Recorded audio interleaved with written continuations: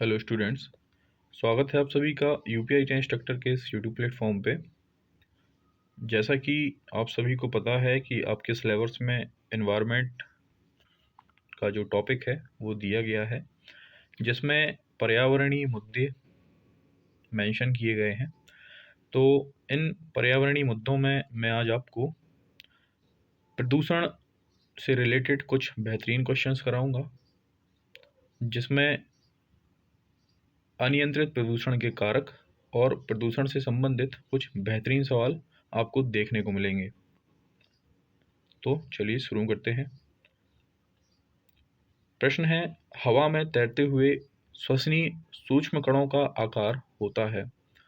तो देखिए, हवा में जो कण तैर रहे हैं और वो ब्रीदिंग के माध्यम से जो सूक्ष्म कण होते हैं उनका आकार होता है 5 माइक्रोन से कम। नेक्स्ट क्वेश्चन है, जलवायु एवं स्वच्छ वायु गठबंधन यानी कि climate and clean air कोalition CCAC, ये आपको फुल फॉर्म याद रखनी है। विभिन्न देशों, नागरिक समाजों व निजी क्षेत्रों का एक वैश्विक प्रयास है। यानी CCC क्या है, CCAC क्या है? तो ये काफ़ी सारी जो डिफरेंट डिफरेंट कंट्रीज़ हैं और वहाँ की जो सिविल सोसाइटीज़ हैं और वो जहाँ की जो एरियाज़ हैं उनका एक सभी का वैश्विक स्तर पर एक प्रयास है, जो कि अल्पजीव जल वायु प्रदूषकों को न्यूनतम करने के लिए प्रतिबद्ध है। तो ये क्या करते हैं, किस लिए प्रतिबद्ध हैं? ताकि वायु की गुणवत्ता को ये बेहतर बना सकें। इसके लिए CCAC जो है, इसमें सभी जो कंट्रीज़ हैं इसमें पार्ट लेते हैं, सिविल सोसाइटीज़ पार्ट लेती हैं, ताकि वायु की जो एयर क्वालिटी है वो बेहतर बनाई जा सके। तो आपको CCAC याद रखने हैं। नेक्स्ट क्वेश्चन है, यह प्रकृति में घटित होने वाली जैव निम्नीकरण प्रक्रिया का ही संवर्धन कर प्रदूषण को स्वच्छ करने की तकनीक है। तो देखिए, जैवोपचारण यानी कि बायो रेमिडिएशन एक टेक्निक है जो कि प्रकृति में घटित होने वाली जैव निम्नीकरण की प्रक्रिया का प्रदूषण को स्वच्छ करने की एक टेक्निक है। नेक्स्ट क्वेश्चन है, जैवोपचारण के लिए विशेषता अभिकल्पित सूक्ष्म जीवों को सर्जित करने के लिए उपयोग किया जाता है। तो देखिए, आनुवांशिक इंजीनियरिंग द्वारा यानी कि जेनेटिक इंजीनियरिंग द्वारा जो जैवोपचारण है उसमें सूक्ष्म जीवों को सर्जित करने के लिए जो है यूज़ किया जाता है जैवोपचारण के लिए। नेक्स्ट क्वेश्चन है, मानव जनित पर्यावरणीय प्रदूषक कहलाते हैं। तो देखिए, मानव के द्वारा जो जनरेटेड पर्यावरण का प्रदूषण है उसे हम एंथ्रोपोजेनिक कहते हैं। नेक्स्ट क्वेश्चन है, वे पदार्थ जिनसे प्रदूषण फैलता है कहलाते हैं। तो देखिए, प्रदूषक वो पदार्थ कहलाते हैं जिनसे प्रदूषण फैलता है। नेक्स्ट क्वेश्चन है, जैव निम्नीकरण रहित प्रदूषक मुख्यतः पर्यावरण में प्रवेश करते हैं। तो देखिए, मानव जनित यानी कि जिन्हें हम एंथ्रोजेनिक पॉल्यूशन भी कहते हैं, ये प्रदूषण के कारण हैं जो जैव निम्नीकरण रहित प्रदूषक पर्यावरण में एंटर कराते हैं। देखिए, जो भी कैंडिडेट्स चैनल पर नए हैं प्लीज़ चैनल को सब्सक्राइब कर लें और साथ ही साथ बेल आइकन को भी प्रेस करें, ताकि यूपीआई टेन इंस्ट्रक्टर के लिए जो भी आपको free of cost material provide कराया जा रहा है ये आप सभी के आने वाले एग्ज़ाम के लिए काफ़ी महत्वपूर्ण है। और मेरी यही कोशिश है कि कुछ लोग जो 2500 और 3500 रुपये का कोर्स सेल आउट कर रहे हैं और वैकेंसीज़ आने पर स्टूडेंट्स से फ़ायदा ले रहे हैं, तो ये जो मटेरियल है उन्हीं कैंडिडेट्स के लिए प्रोवाइड किया जा रहा है जो कि अनेबल हैं इन महंगे कोर्सों को ख़रीदने में। मेरा प्रयास है कि जो भी मटेरियल मैं आप सभी को प्रोवाइड कराऊं या फिर जो भी मटेरियल मेरे पास है, चाहे वो आपके कंप्यूटर से रिलेटेड हो या फिर आपकी क्वालिटी मैनेजमेंट से रिलेटेड हो या लेबर वेलफेयर एसोसिएशन से रिलेटेड हो या वो इकोलॉजी या एनवायरनमेंट से रिलेटेड हो, आपको फ्री ऑफ कॉस्ट प्रोवाइड करा सकूँ, ताकि आप एग्ज़ाम में अपना बेस्ट से बेस्ट दे सकें। और साथ ही साथ मैं आप सभी को एक चीज़ और बताना चाहूँगा कि मैं आईटीआई इंस्ट्रक्टर के लिए एस्पिरेंट नहीं हूँ, क्योंकि काफ़ी सारे कैंडिडेट्स कमेंट कर रहे हैं कि सर आपने भी फॉर्म डाला है, आप किस ट्रेड से फॉर्म आपने डाल रखा है। तो साफ शब्दों में उन्हें बता दूं कि देखिए, मैं इस वैकेंसी के लिए एलिजिबल नहीं हूं और ना ही मैंने इसका फॉर्म डाला है। मैं ऑलरेडी आरआरबी जेई में जॉब कर रहा हूं एज ए जेई। तो प्लीज़ ये कमेंट्स करके आप स्वयं को और मुझे परेशान ना करें। सिर्फ आप कंटेंट पर और मटेरियल पर फोकस करें। आपका जो टारगेट है आपको वो अचीव करना है। इसीलिए मेरी आप सभी के लिए शुभकामनाएं हैं और मेरी यही दरख्वास्त है सभी से कि जितने भी कैंडिडेट्स हैं जो भी इस चैनल से जुड़े हुए हैं, उनको बेस्ट कंटेंट मैं प्रोवाइड कराऊं। और मेरी यही कोशिश है कि आप सभी लोग कहीं ना कहीं जल्द से जल्द सेटल हो जाएं, क्योंकि मैंने भी लंबे वक्त तक तैयारी की है और लंबे वक्त तक तैयारी करने के बाद ही मैं कहीं ना कहीं सेटल हो पाया हूं। तो मैं उस दर्द को समझता हूं। बहुत परेशानी होती है चीज़ें फ़्लो में लाने के लिए। इसीलिए प्लीज़ आपसे रिक्वेस्ट है कि अपनी तैयारी को सुचारू रूप से बनाए रखें। अगर आपको अच्छा कंटेंट मिल रहा है, फ्री ऑफ कॉस्ट मिल रहा है और चीज़ें आपके फेवर में हैं, तो नेक्स्ट कैंडिडेट को, सामने वाले कैंडिडेट को भी आप फॉरवर्ड करें और साथ ही साथ हमें भी सपोर्ट करें, क्योंकि आपके सपोर्ट से ही हमें मोटिवेशन मिलता है और अच्छी कंटेंट और अच्छी वीडियोस प्रोवाइड कराने के लिए हमारी जो इच्छाएं हैं वो भी जागृत होती हैं कि हाँ, कैंडिडेट हमें सपोर्ट कर रहे हैं तो हम भी इन्हें अच्छा कंटेंट प्रोवाइड करें। नेक्स्ट क्वेश्चन की हम बात करें, जैव विघटित प्रदूषक हैं। तो देखिए, जैव विघटित प्रदूषक क्या है? वाहित मल जो है जैव विघटित प्रदूषक कहलाता है। नेक्स्ट क्वेश्चन है, ऐसे प्रदूषक जो सूक्ष्म जीवों जैसे जीवाणु आदि के द्वारा समय के साथ प्रकृति में सरल हानि रहित तत्वों में विघटित कर दिए जाते हैं कहलाते हैं, तो उन्हें हम जैव विघटित प्रदूषक कहते हैं। नेक्स्ट क्वेश्चन है, कोयला, पेट्रोल, डीजल आदि का दहन मूल स्रोत है। तो देखिए, वायु प्रदूषण का ये जो, अगर हम इनका दहन करते हैं तो ये वायु प्रदूषण करते हैं, चाहे आप कोयला जलाइए या पेट्रोल जलाइए या डीजल जलाइए। हाल ही के दिनों में आपने बड़े यूट्यूब चैनल्स पर देखा होगा, एक सर्कुलर आया है कि गवर्नमेंट ने 9.99% आपके पेट्रोल में एथेनॉल मिलाने का जो प्रयास था वो पूरा कर लिया है। इसमें होगा ये कि अब आपके जो पेट्रोल होगी इसमें लगभग 10% आपकी जो होगी एल्कोहल होगी, यानी कि अब जो गाड़ियां हैं वो चलेंगी कम, झूमेंगी ज़्यादा। तो चलिए, तो मजाक की बात थी, आगे बढ़ते हैं। नेक्स्ट क्वेश्चन है, जब मानवीय या प्राकृतिक कारणों से वायुमंडल में उपस्थित गैसों के निश्चित अनुपात में विषाक्त गैसों या कणकीय पदार्थों की वजह से अवांछनीय परिवर्तन हो जाते हैं तो इसे कहते हैं, तो देखिए सिंपल सी बात है, वायु प्रदूषण ही आप इसे कहेंगे। नेक्स्ट क्वेश्चन है, वायु प्रदूषण के दो स्रोत हैं, एक प्राकृतिक स्रोत और दूसरा मानवजन्य स्रोत। वनाग्नि तथा ज्वालामुखी उद्गार, जैविक पदार्थों के सड़ने गलने से निकलने वाली गैसें जैसे कि सल्फर डाइऑक्साइड यानी कि SO2, नाइट्रोजन की ऑक्साइड NOx इत्यादि आते हैं। तो ये सारे के सारे प्राकृतिक स्रोत में कंसिडर किए जाते हैं। नेक्स्ट क्वेश्चन है, जैव अपघटनीय प्रदूषक हैं। तो देखिए, सीवेज देखिए, सीवेज क्या होते हैं? जो भी आपका वेस्ट प्रोडक्ट होता है, वेस्ट मटेरियल होता है, वो सारा का सारा सीवेज के थ्रू बाहर जाता है, तो ऐसे हम ये जैव अपघटनीय प्रदूषक के कैटेगरी में आते हैं। नेक्स्ट क्वेश्चन है, प्रकाश रासायनी धूम कोहरे के बनने के समय उत्पन्न होता है। तो देखिए, जब प्रकाश रासायनी धूम कोहरा बनता है तब उस टाइम पे नाइट्रोजन ऑक्साइड का निर्माण होता है। नेक्स्ट क्वेश्चन है, प्रकाश रासायनिक धूम कोहरा शब्द बना है, स्मॉग और फॉग के मिलने से स्मॉग बना है। तो देखिए, प्रकाश रासायनिक धूम कोहरे को हम सिंपली स्मॉग कहते हैं, जो कि स्मॉग वर्ड दो चीज़ों से बना है, smoke plus fog. Next question है, जहाँ पर अधिक यातायात रहता है वहाँ पर भी गर्म परिस्थितियों तथा तेज सूर्य विकिरण के से निर्माण होता है। तो देखिए, प्रकाश रासायनिक धूम कोहरे का निर्माण होता है जहाँ अधिक यातायात हो, वहाँ पर क्या होता है, गर्म परिस्थितियों में और साथ ही साथ सूर्य की जो तेज विकिरण है उससे प्रकाश रासायनिक धूम्र कोहरे का निर्माण होता है। नेक्स्ट क्वेश्चन है, नाइट्रोजन की ऑक्साइड यानी कि NOx, ओजोन 3 O3 तथा पेरोक्सी एसिटिलीन नाइट्रेट से बनता है। तो देखिए प्रकाश रासायनिक धूम्र कोहरा, लास्ट लाइन में मैंने आपको बताया है कि ये क्यों बनता है।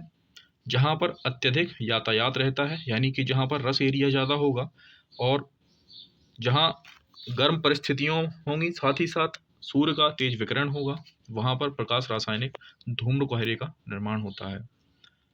नेक्स्ट क्वेश्चन है, सूर्य विकिरण वाले क्षेत्रों में खास मौसम में धूम्र कोहरा अपूर्ण रूप से बनता है, ऐसी वायु को कहते हैं। तो देखिए ऐसी वायु को हम भूरी वायु कहते हैं। नेक्स्ट क्वेश्चन है, प्रकाश रासायनिक धूम का बनना किनके बीच अभिक्रिया का परिणाम होता है। तो देखिए प्रकाश रासायनिक धूम कब बनता है, जब NO2 यानी कि लास्ट लाइन में देखिए नाइट्रोजन की ऑक्साइड और ओजोन 3 यानी कि O3 और साथ ही साथ पेरोक्सी एसिटिलीन नाइट्रेट के बीच सूर्य प्रकाश की उपस्थिति में।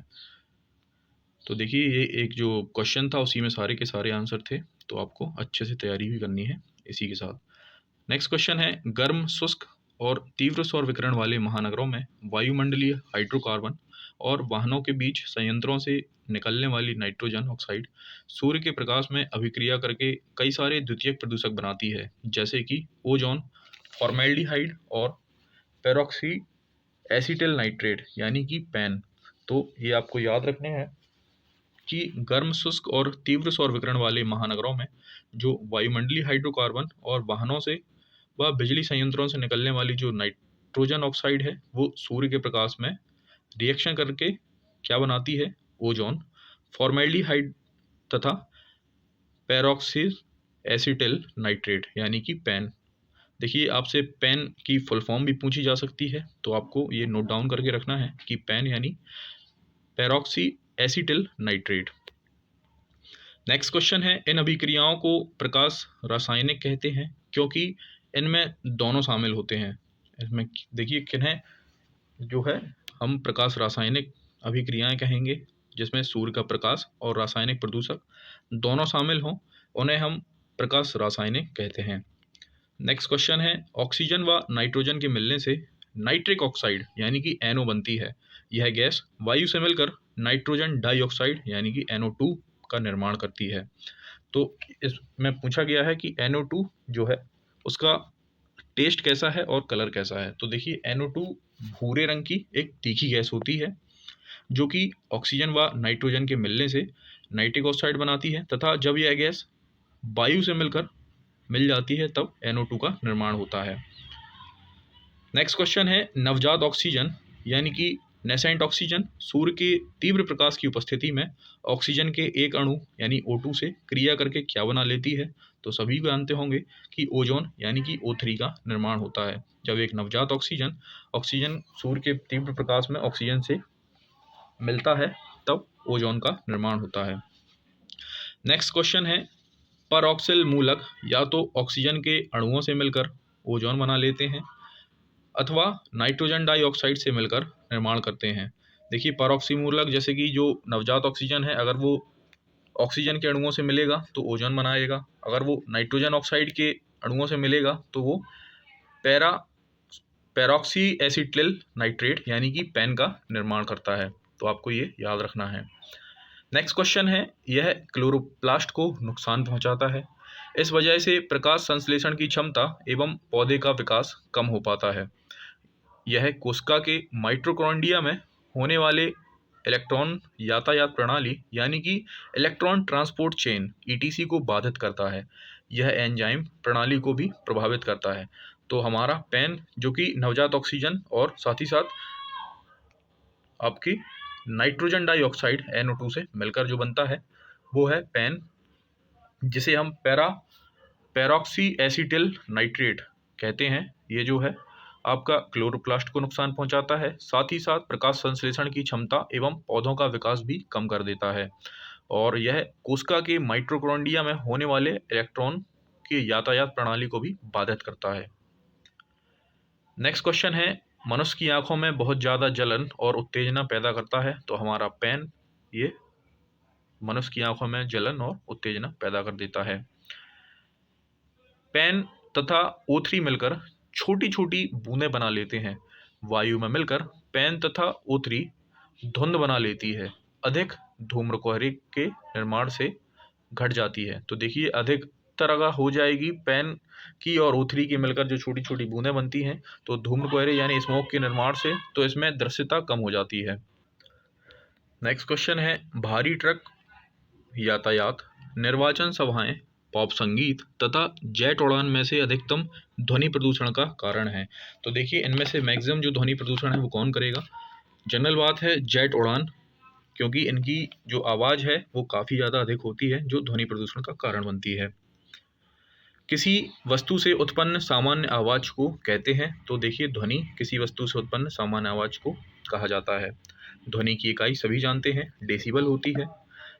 नेक्स्ट क्वेश्चन है, अनियोजित औद्योगिक विकास, अत्यधिक मोटर वाहनों का प्रयोग तथा यांत्रिक दोषयुक्त विभिन्न प्रकार के वाहनों का परिचालन योगदान देते हैं। तो ये सभी ध्वनि प्रदूषण करने में योगदान करते हैं, इसीलिए इन पर कंट्रोल करना जरूरी होता है। नेक्स्ट क्वेश्चन है, ध्वनि की गति से तेज चलने वाले जेट विमानों से उत्पन्न शोर को कहते हैं। तो देखिए अगर जो भी जेट विमान हैं जो ध्वनि की गति से भी तेज चल रहे हैं, तो उन विमानों को हम सोनिक बूम कहते हैं। उन विमानों से उत्पन्न शोर को सोनिक बूम कहते हैं, सॉरी। तो देखिए सोनिक बूम को व्यक्त किया जाता है, देखिए सोनिक बूम को मैक इकाई यानी कि मैक यूनिट में हम डिनोट करते हैं। नेक्स्ट क्वेश्चन है, जो वस्तुएं ध्वनि की रफ्तार से चलती हैं उनसे उत्पन्न शोर को कहते हैं। तो देखिए उनसे उत्पन्न शोर मैक कहलाता है। नेक्स्ट क्वेश्चन है, सामान्य स्थितियों में वातावरण में प्रदूषण उत्पन्न करने वाली गैस है। तो देखिए जनरली जो गैस प्रदूषण उत्पन्न करती है वो है कार्बन मोनोऑक्साइड, कोयला इत्यादि जलाने से जो निकलती है, पत्थर का कोयला। कार्बन मोनोऑक्साइड CO जो कि रंगहीन तथा अति विषैली होती है, यानी कि हाईली पॉइजनस, उसमें एक प्रमुख प्राथमिक वायु प्रदूषक की कैटेगरी में वो आती है। CO यानी कार्बन मोनोऑक्साइड वायुमंडल में कम समय के लिए रहती है तथा इसका ऑक्सीकरण हो जाता है। तो देखिए वायुमंडल में जब CO आती है तब ये वायुमंडल में रहने के बाद ये CO2 में कन्वर्ट हो जाती है ऑक्सीकरण होने के बाद। नेक्स्ट क्वेश्चन है, एक द्वितीयक प्रदूषक नहीं है। तो देखिए सल्फर डाइऑक्साइड जो है द्वितीयक प्रदूषक की कैटेगरी में नहीं आता।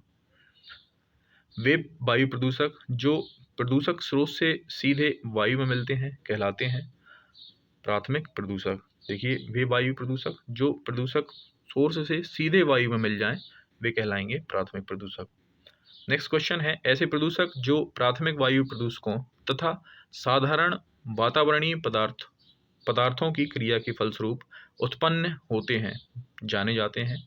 तो देखिए ऐसे वायु प्रदूषक जो प्राथमिक वायु प्रदूषक तथा साधारण वातावरणीय पदार्थों की क्रिया के बाद, यानी कि जो प्राथमिक प्रदूषक तो हैं लेकिन जब वो वातावरणीय पदार्थों की वातावरण में उपस्थित पदार्थों से क्रिया करने के बाद जो फाइनल प्रोडक्ट आता है तो उसे हम द्वितीयक वायु प्रदूषक की कैटेगरी में कैटेगराइज करते हैं। नेक्स्ट क्वेश्चन है, PAN यानी कि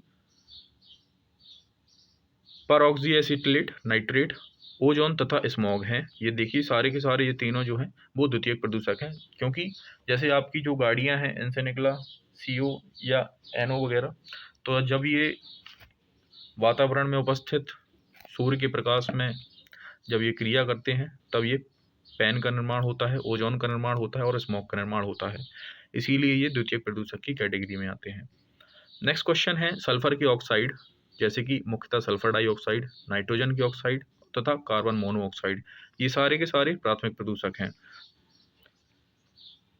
नेक्स्ट क्वेश्चन है, अधूरे प्रज्वलन के कारण मोटर कार एवं सिगरेट से निकलने वाली रंगहीन गैस है। तो देखिए कार्बन मोनोऑक्साइड जो कि आप देखते होंगे कि सिगरेट अगर कोई कम जली है या कोई मोटर कार जो है अपने ईंधन का कम दहन कर पा रहा है तो उसमें क्या है, ज़्यादातर कार्बन मोनोऑक्साइड गैस प्रोड्यूस होती हैं। नेक्स्ट क्वेश्चन है, यह रक्त के हीमोग्लोबिन के साथ क्रिया करके एक स्थायी यौगिक बना लेती है जिससे हीमोग्लोबिन ऑक्सीजन को ऊतकों तक नहीं पहुंचा पाता। यह मानव स्वास्थ्य के लिए अत्यंत हानिकारक गैस है। तो ये कौन सी गैस है? Carbon monoxide. तो आज की क्लास में फ़िलहाल इतने ही क्वेश्चन हैं। देखिए, वीडियो बनाने में काफ़ी एफर्ट लगता है, मटेरियल देने में भी काफ़ी एफर्ट लगता है, इन्हें सबको टाइप करना होता है और चीज़ें भी देखनी होती हैं, कहीं गलत मिसप्रिंट नहीं है, कहीं कुछ है तो नहीं। तो देखिए, अगर आप इसमें 1-2 मिसप्रिंट भी देखते हैं तो प्लीज़ उन्हें इग्नोर करिएगा, क्योंकि मैं उसका जो प्रोनंसिएशन है वो सही कर देता हूँ, भले जो है टाइपिंग में मिस्टेक रहे।